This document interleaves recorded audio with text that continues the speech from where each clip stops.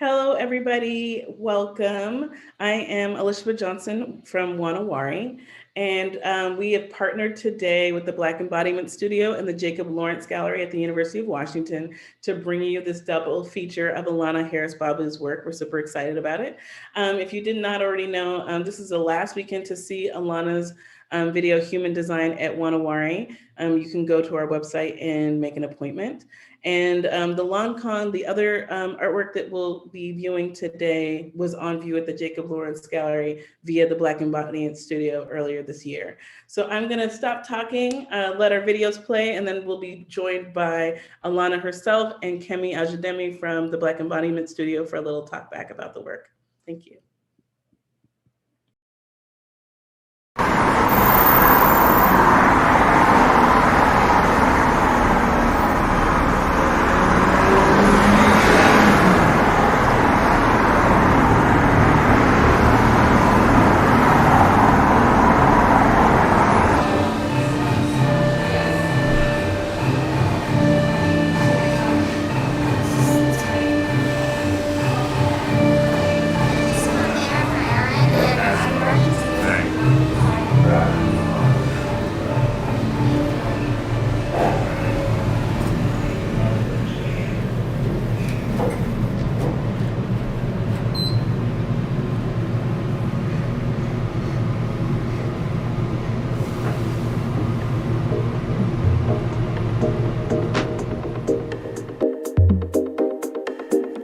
Our newest gallery is something truly amazing. You feel it from the moment you walk through the door.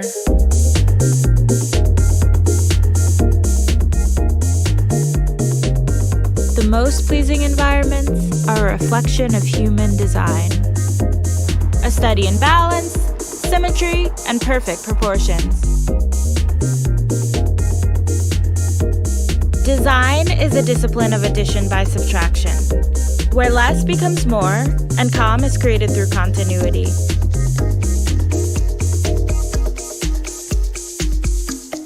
Our team members travel the world. They find one-of-a-kind objects and bring them back to our galleries. Design without the knowledge of its history, origin, and culture is like a tree without roots. I knew I had to find the source. I'll take you along with me on my journey. With precise geographic detail and clear-cut historical insights, we connect you to the places in the world where your story started.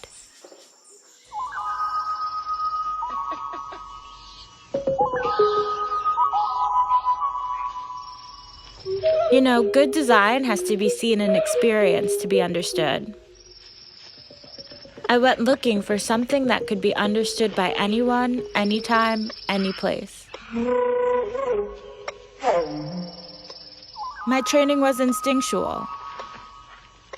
Yes or no, I like it or I don't. Maybe it's just part of my DNA.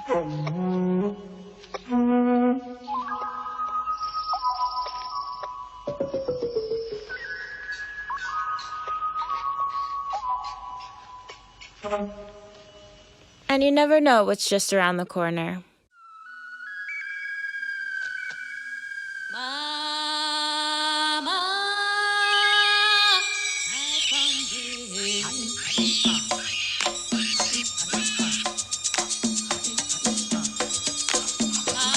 The masks were magical things. They were intercessors against everything. I kept looking. I understood. I too am against everything. I too think everything is unknown. We live as we dream, alone. I knew this now. I was ready. I had to go even deeper, to an earlier time.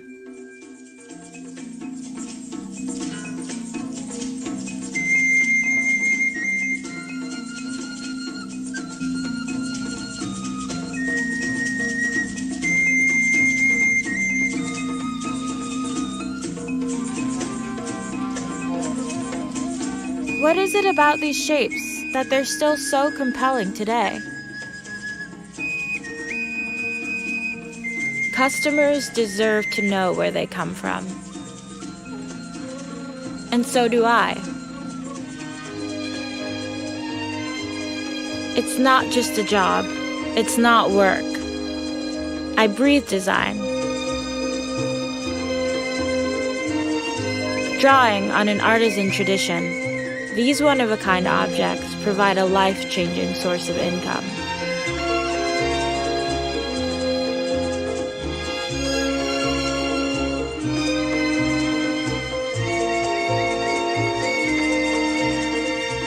Classical style, timeless form. It really comes down to how you frame things and what you let people see.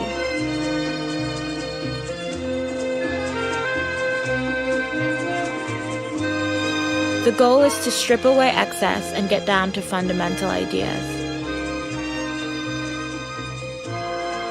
Where will we go next?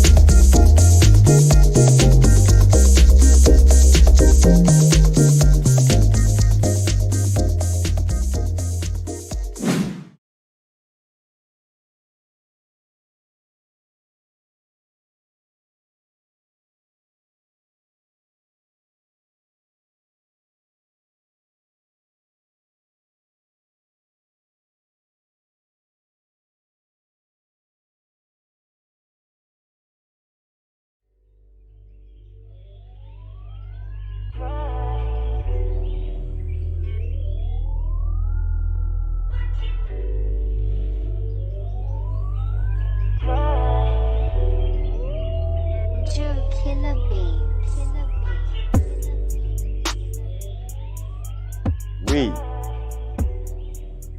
like everyone else, find ourselves just as angry as the lion, the cheetah, because the diet has been changed. Herbalist Dr. Sate says his line of selfie cures everything from chapped skin to AIDS. The poor healers in America need help. Lots of help.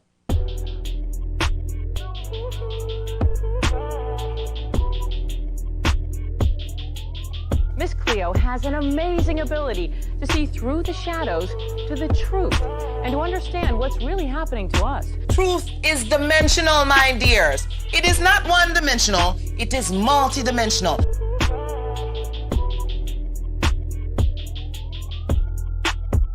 But I know there's a lot of people outside of myself, and they've said this to me, that have a fear that something negative is going to be brought up or something devastating or, God forbid, an illness or a death of someone they love. What would you say to those people so that they can finally pick that phone up and call you? People do have fear, and there are people who come to me that are very afraid. Bad news, good news, in between news. If you come sit down with me, I'm going to tell you. You have questions, I have the answers. So these kinds of things tells us that we, the black race, has the answer to the world's health. We have the answer to their disease state. Every disease known to man. The tarot cards can inspire you to unleash your emotions and live a healthier life. Black people should not eat Caucasian food. Okay.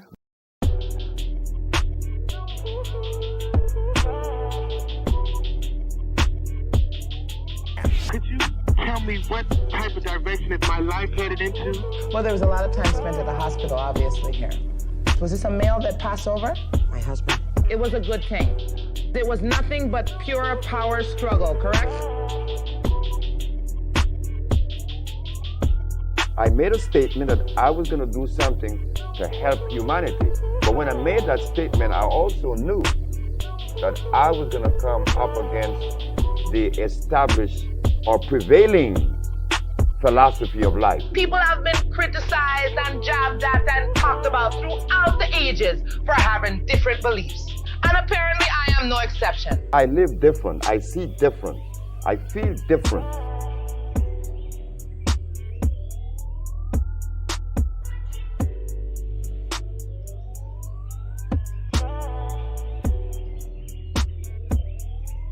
Dr. Sebi, pathologist, herbalist, biochemist, and naturalist. And he lived by that. And so I started taking some of the product as well. And at that point, we were probably the healthiest we were in our lives. Some people say he was murdered, but he died a couple of years ago. Yes. And it was a conspiracy. People say it was a conspiracy. Who was Dr. Sebi, or who is Dr. Sebi? Because he still lives on. Why you think they killed him? Why do they kill all holistic doctors? Messing up the medical industry. You short-stopping their grind. Why do niggas get killed for hustling in front of a nigga spot? You short-stopping the grind. And these niggas, they check is billions. You got niggas that get flipped for a couple $100,000.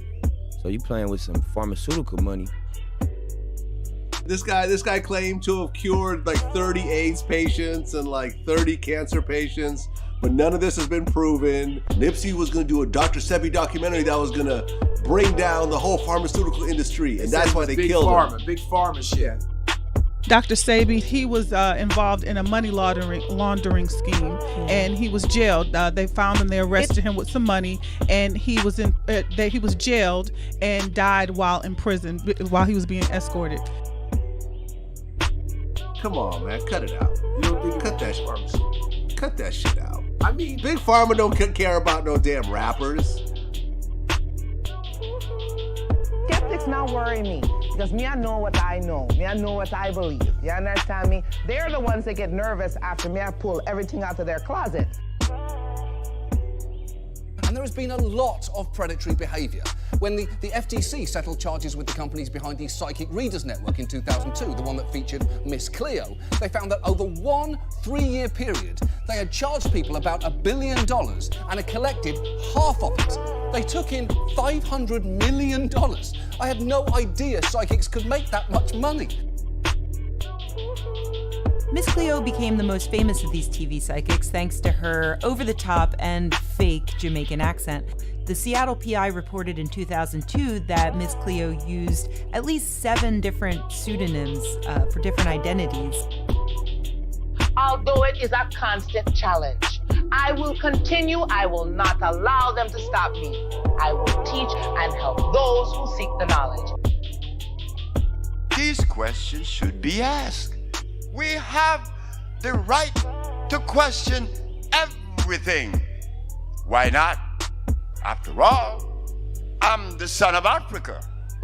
Who owns me? Tell me, who owns me? Nobody.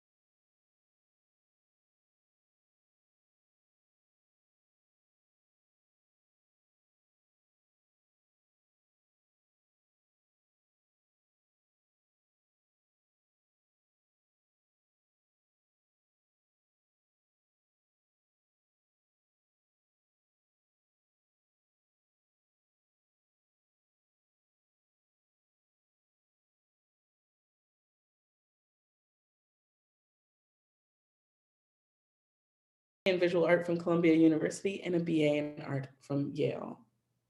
And then Kemi Adeyemi is the Assistant Professor of Gender, Women, and Sexual Studies and the Director of the Black Embodiments Studio at the University of Washington. Her writing uses performance as a site in the methodology of for theorizing the contours of contemporary Black queer life.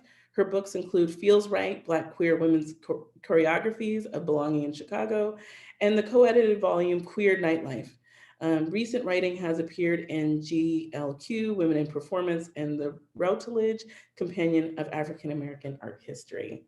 So I'll just start our conversation today, kick it off by saying we wanted to bring Ilana here actually to be here for her exhibition that was actually supposed to be March a year ago. And then I know that Kemi was gonna bring Ilana here for the Black Embodiment Studio, and then obviously coronavirus hit.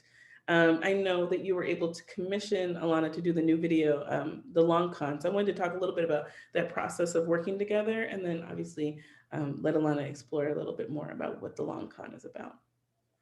Yeah, I actually think that the Black Embodiment Studio and Wari, we had been like in conversation about how to bring Ilana together, and then pandemic, I mean, it just threw everybody for a loop, like, which is like kind of, there's a whole other story I think to be had about how small arts organizations always have been collaborating in sort of smaller and mid-sized cities to bring big ticket artists like Ilana, you know, to town. And I think this afternoon is a demonstration of that, those kinds of collaborations.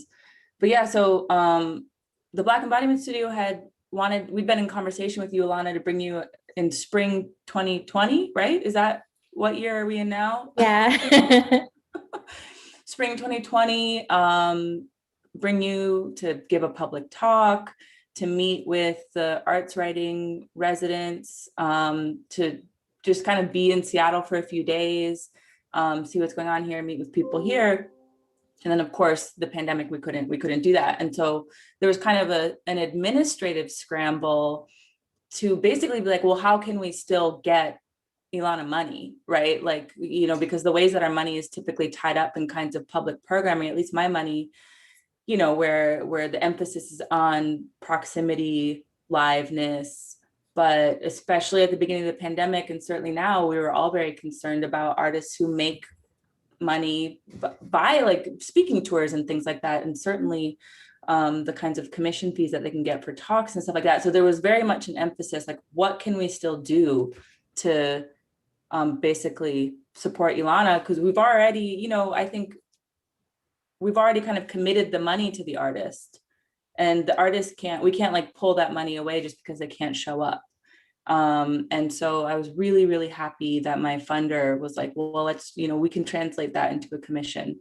So that's how we were able to kind of redistribute those funds to help in the support of making the long con, which I love. And all the other kinds of happy accidents that happened meant that the Jacob Lawrence Gallery was able to invite Ilana to mount a solo show in the fall that also included the long con. And so, I don't know, from my perspective, it was like a wild ride, a chaotic ride in terms of how do we transition into the pandemic that resulted in some wonderful work and conversations. And so that was definitely my experience organizationally of this year-long process, basically year-long to the day almost.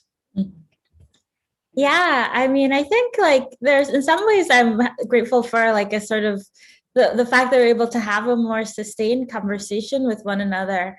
I mean, I think like a year ago, I definitely was an artist who was like, oh crap, you know, all my talks all canceled. But also like before that, I was like, oh crap, how am I going to get to Florida, Utah, and Seattle in like a 2-week period and not, you know, get sick or fall to bits. And so something about being grounded, but still being able to have these conversations with you all and over a longer period of time and be able to talk about more ideas and the commissions. And, you know, we got to do our soap workshop together, and everything also has been a lot of fun, and I've been grateful for it. Do you want to spend a moment talking a little bit about the themes and the ideas in the long con? I would appreciate Yeah, I think it's interesting to see human design and long con. I don't know, sorry, my camera keeps turning off. I'm not sure why, but yeah, to see them together, because I hadn't really had the opportunity to see them together in that way before. Long con, I think, started where like last year, almost exactly a year ago, I had opened the show that was thinking about health and wellness and the wellness industry. And then that show closed, and obviously like all of our thoughts surrounding health and what it means to be well sort of shifted. And especially my thoughts around I had been thinking before about how like by buying into wellness culture, there's this implication that structural problems are individual decisions that you could kind of exercise and purchase and meditate your way out of. But that felt so much more acute, especially in terms of like autonomy as Black folks, I mean, like so many people, so many Black people, like, right, I guess also, again, exactly a year ago, like members of the extended family passing away from the virus, it feeling so much like, just being Black in New York at that moment in time, took away a lot of choice about what that meant. And so I was looking at Dr. Sebi in part because my sister started kind of looking into joining like Facebook groups and stuff too, with like followers and thinking about like, thinking about this person who's imagining some future for Black folks specifically, or some space where we could sort of take control over the food that we eat.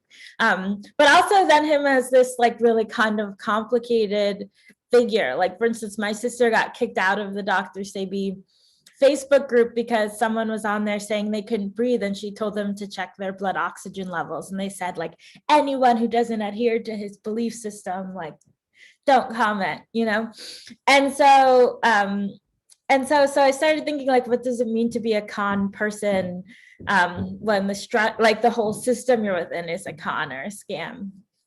And so then like also thinking about like other ways of finding truth or meaning somehow got me to thinking about Miss Cleo too.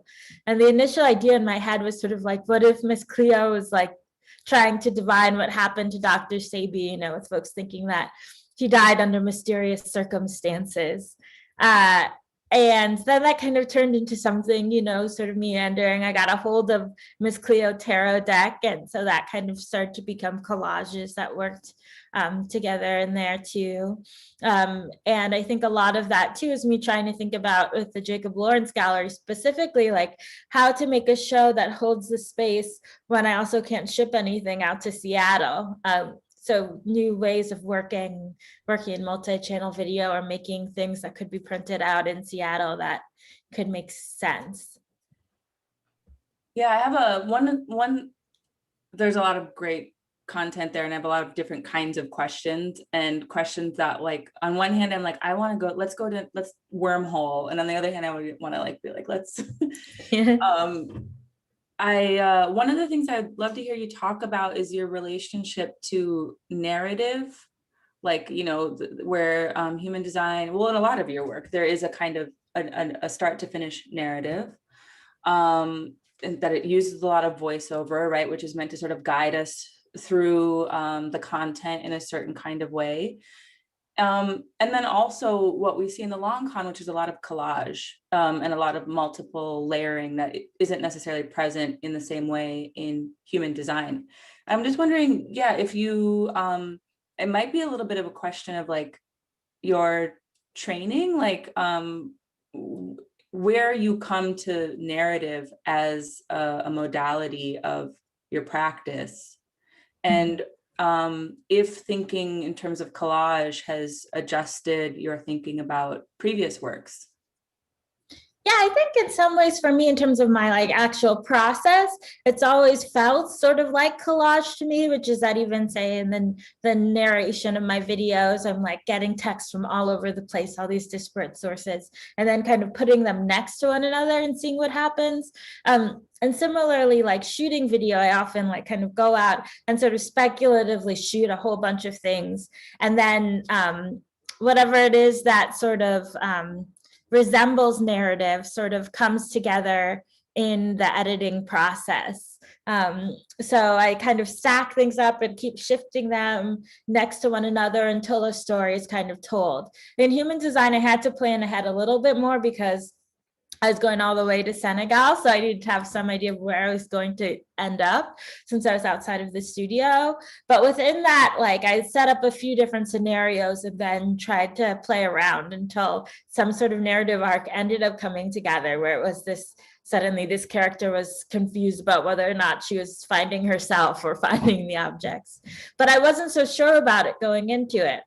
And so I think, like, oftentimes for me, it's like I have these things that I suspect have something to do with one another in my own mind, but it might not be so clear to someone else, whether that be high-end furniture design and the transatlantic slave trade or something like that, or Dr. Sebi and late night psychics, you know, that. So to me, I see them. And so then I'm calling all of these sources, and then I put them next to one another and see if that story can be told first to myself and then I guess to a viewer. So I had been like oftentimes I make like physical collages as like sort of sketches when I'm thinking through projects, but I had never really taken that process into the videos themselves, like actually layering on the computer. But I got really interested in how the printing process, like printing out like the CMYK on a printer as it runs out of ink, how the colors kind of reminded me of the colors in like the jewel tones and stuff from like the 2002 like VHS recordings and stuff like that. So just like interested in seeing what happened when I layered them on top of one another. And it kind of gave me a structure to edit the video, because I think I just like this past year just haven't felt like shooting video at all. And being able to go through these archives and kind of stack something together that way has been helpful for me. Has not wanting to shoot video been a pandemic fatigue thing, or do you feel like you're just kind of thinking about making work in a different way, kind of generally? Yeah, I don't know. I feel like it is a pandemic fatigue thing, but I can't name exactly what that is or something, because it's not necessarily like it's not based off of some ethic resulting from the pandemic. It's more just like every time I try to shoot video, I'm like, and I turn the camera off, you know? So hopefully I'll do some more, you know, soon.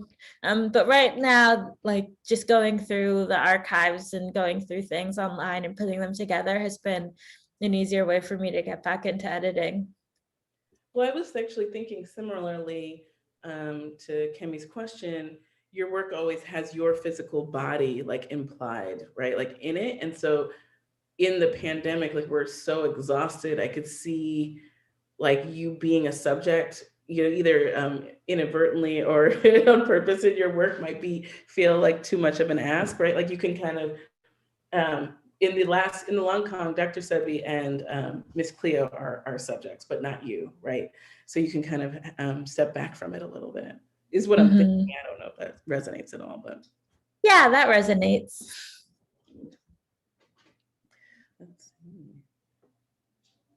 Did you have a question? Oh, I do. I would love to hear you talk about just about, you know, I don't think that when you make work, you necessarily have to like believe the content necessarily. I don't think you necessarily have to have a message, right? And then you're dealing with these two subjects who are very message oriented, very message driven, very polemical, of course.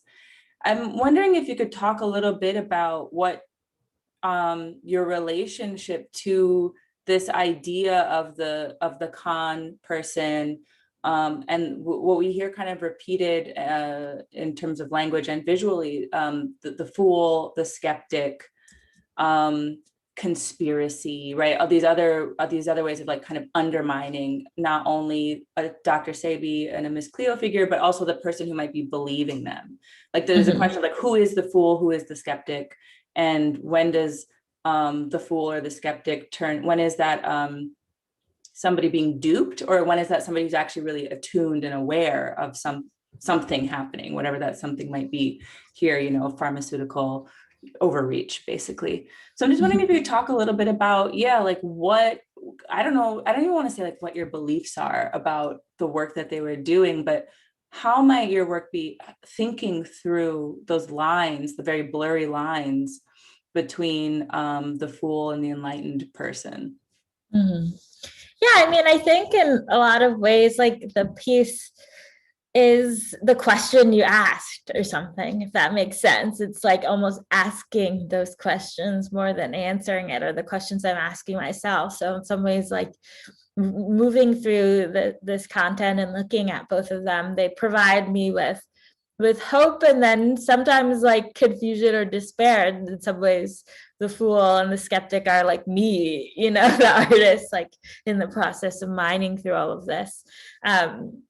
Wanting to see if I could find someone else who could tell me what was going to happen, or the thing you need to do to fix everything, and the other story that is like between the lines of what the dominant narrative is telling you.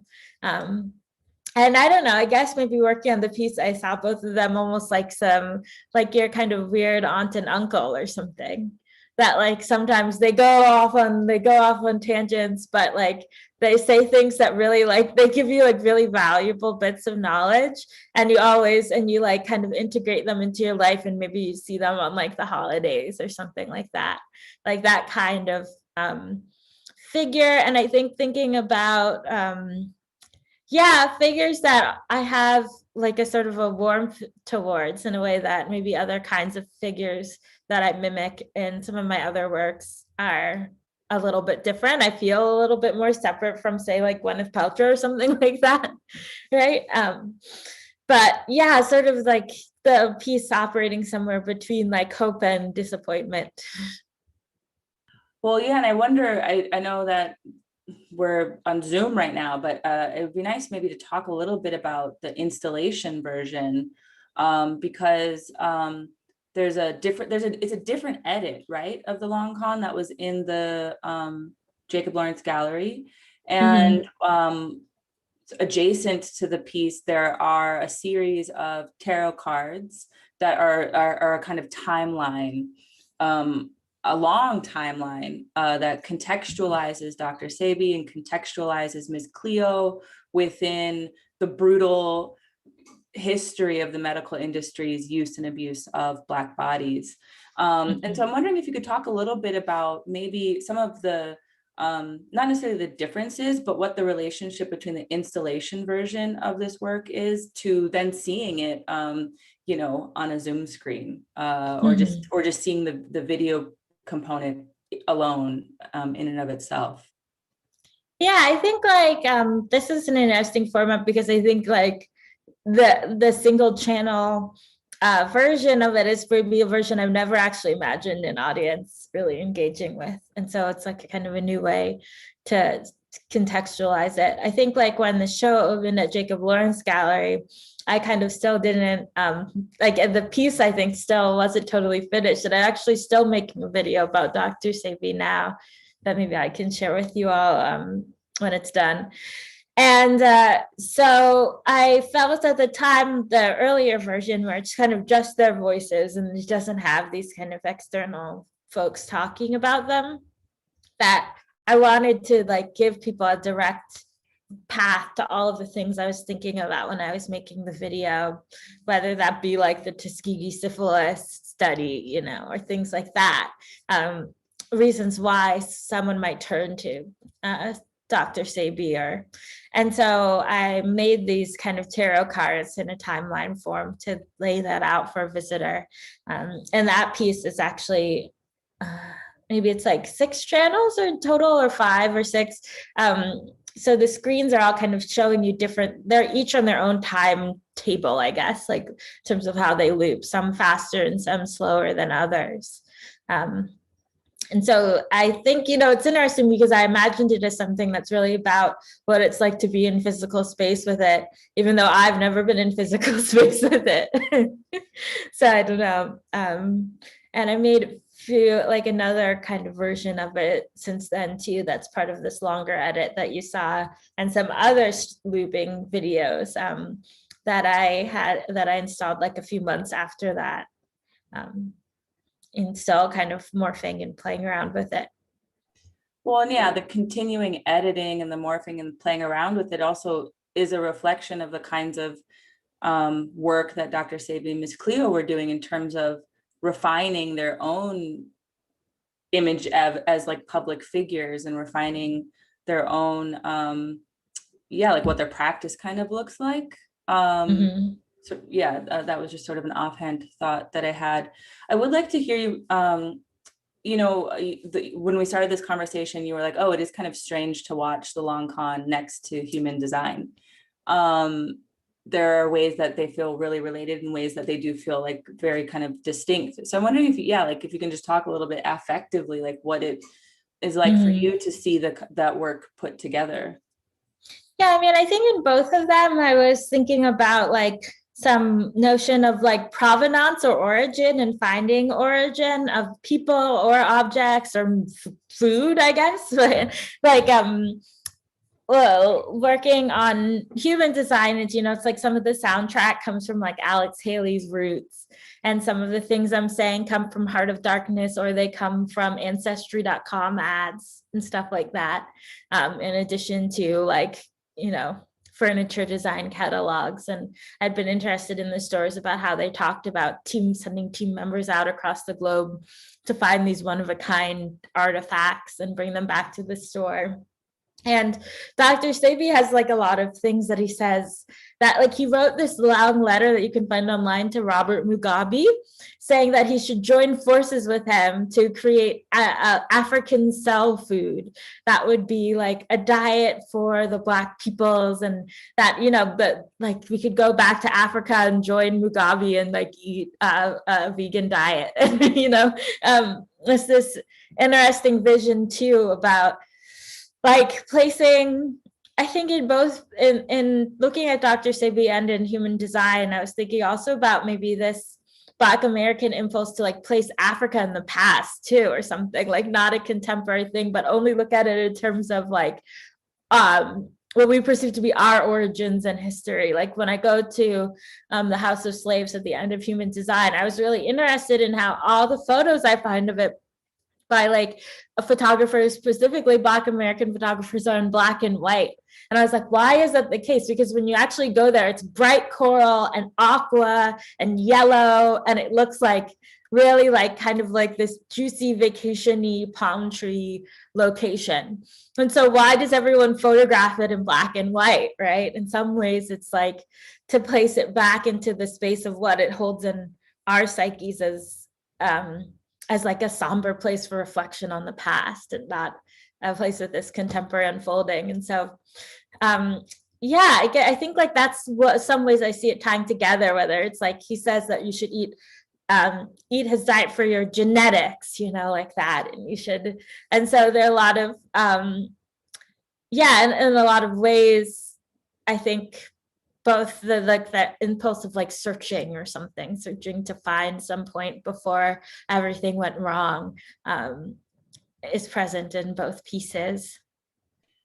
Yeah, well, it's also like the black and white photo conveys a kind of history, like you're saying, but also like a seriousness. There's a gravity to it, which is interesting in thinking about, like you were saying, like the sort of purple jewel tones of the tarot cards, or of Miss Cleo's performance of herself, that it's very vibrantly colored. And I'm just like wondering kind of offhanded, like in what ways does that brightness contribute to the desire to undermine what she's saying, that it's not serious, that it's, it's not about grave analysis of, reality. It's like flights of fantasy, all of these ways that people undermine that kind of psychic thinking or otherworldly connections that people have and that people connect to.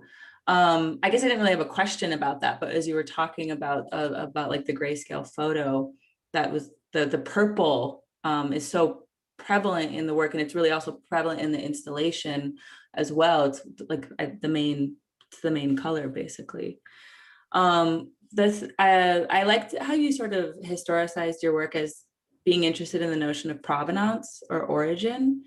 I was reading that New York Times article a couple of weeks ago about the many people who are doing DNA testing and learning that they're quote unquote not Black, right? Genetically, in terms of like blood quantum, and how the kind of anxiety that raises is so interesting to me. Like, I don't even know if I have a name for it, but that like crisis, the existential crisis of that is so interesting. And so like, I really think about the long con certainly engaging with that, like clean eating, clean living, being in touch with like your psychic self is a way to like fortify your genetic makeup. And it is like an outward demonstration or manifestation of your true self, your real self, down to, your DNA.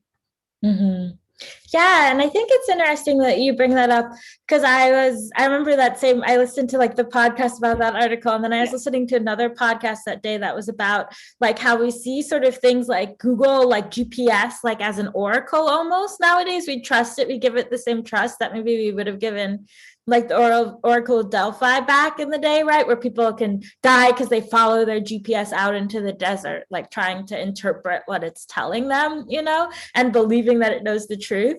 And similarly, that horror that someone has in response to the DNA test could be based in fact, like on the limitations of the data of the DNA technology in and of itself that isn't filling in these gaps or doesn't know these things or has these like biases of, source DNA, and I think that's interesting when thinking about like magic and what we trust and stuff now, that we like trust the results we get when we go on like Wikipedia or type something into Google, right? We put so much trust into that when maybe we are very incredulous about what Miss Cleo would say or something like that, when both have gaps.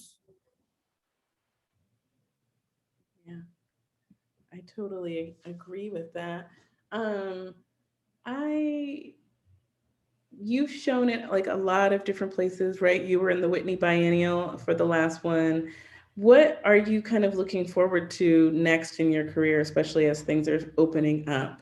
Can you just talk about like maybe what you're working on or ideas that you're kind of further exploring and things like that? Yeah, making this web-based work that I think I'm going to finish up this weekend for Triple Canopy. And in it, I'm thinking about like this line that Dr. Sebi says all the times from the Bible, that herbs will be the healing of the nations. It's like about the tree of life. And also, I guess it's in Ezekiel and Revelations, and how different folks have interpreted it, especially like, I think like Hebrew Israelite, like the Black Israelites, or like, Rastafarians have like taken this to mean a lot of different things, but that you have to eat well or right. And so I've been thinking about like nationhood more, and how he talks about that, like forming a nation for yourself through food. And so I made this video that's like taken from a lot of those sources, and then it's kind of interwoven with these conversations I had with my sister about how she first got into Dr. Sebi, and what kind of led her there, which was she was working in the emergency room at Bellevue Hospital like a few years ago at the front desk, and the way she saw the Black patients be so terribly mistreated, whether that be a patient left on the floor to writhe in pain with doctors laughing, or like a homeless woman not being given an inhaler because she was acting desperate because she was desperate. So like that leading her to wanting to try this diet. And then more stuff from Dr. Sebi in his own words and stuff. And then kind of her getting kicked out of the groups.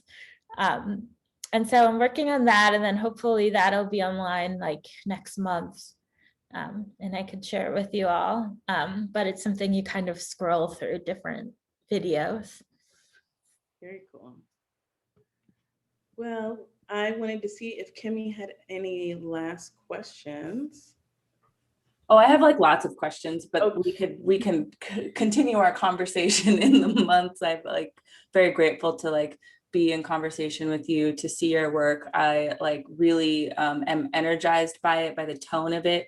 And so in our next future conversations, I want to talk about humor in ways that I haven't really fully landed on. That's why I don't have like a full question, but I do think it has something to do with what you're talking about in terms of like the way that Black people are called, that woman is called desperate, but it is true desperation, and like how there's like constant misreading of like how Black people physically move through the world, and it's always wrong. And so I'm really interested in how you use humor in a way that maybe not directly, and I don't know if this is like an intention of yours, but that draws out some of those gaps between how Black people feel and how they're called and named, but table it. We can't talk about everything all at once, right? Yeah. I think you have to table that one. Okay, respond to that. Oh my goodness, I don't know. I feel like, yeah, that's such an interesting idea. And I think it is present in my work in a way that maybe I haven't necessarily thought about or articulated in those terms to myself before. But yeah, I think humor, like for me, it just almost, it's like the editing, the timing of editing for me is almost like comedic timing. Like it's the way I know how to structure things, leaving things for just a little bit too long or just not long enough.